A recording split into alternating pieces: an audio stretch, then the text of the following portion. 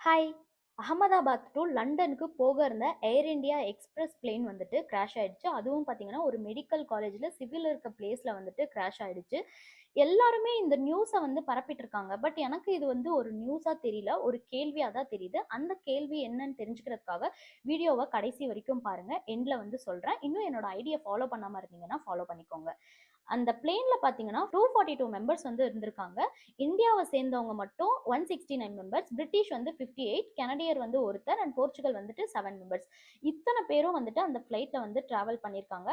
என்ன ப்ராப்ளம் ஆச்சுன்னு யாருக்குமே தெரியல. பைலட் வந்துட்டு எக்ஸ்பீரியன்ஸான ஆளை தான் வந்து போட்டிருக்காங்க. பட் டெக்னிக்கல் ஃபால்ட், டெக்னிக்கல் எரர்னால இந்த பிளேன் வந்து கிராஷ் ஆயிருக்கு அப்படின்ற மாதிரி தான் நியூஸ் சொல்லிட்டு இருக்காங்க. ஒரே குடும்பத்தை சேர்ந்த 5 பேர் வந்துட்டு அந்த பிளேன்ல வந்து டிராவல் பண்ணியிருக்காங்க. நிறைய பேர் ஸ்ட்ரெச்சர்ல தூக்கிட்டு போறாங்க, நிறைய பேர் இறந்துட்டாங்கன்னு சொல்றாங்க. அண்ட் 2 3 பேர் வந்துட்டு எமர்ஜென்சி எக்ஸிட் வழியா குதிச்சிட்டாங்கன்னு சொல்றாங்க. அண்ட் எனக்கான கேள்வி என்னன்னு பாத்தீங்கன்னா, இந்தியால மட்டும் ஏதாச்சும் ஒரு விபத்து, ஆபத்து ஏதாவது ஒண்ணு நடந்தா உடனடியா ஆக்ஷன் எடுக்கவே மாட்றாங்க. ஏன் இந்தியால மட்டும் இந்த மாரி இருக்கு? இந்தியால வந்து எந்த சட்டமுமே இல்லையா? நம்மளோட கவர்மெண்ட் என்னதான் பண்ணுது? அண்ட் ஆல்சோ வந்துட்டு இதுக்கான கடுமையான தண்டனைகள் எதுவுமே இல்லையா? என்னோட மனசுல ரொம்ப நாளா இருக்க கேள்வி.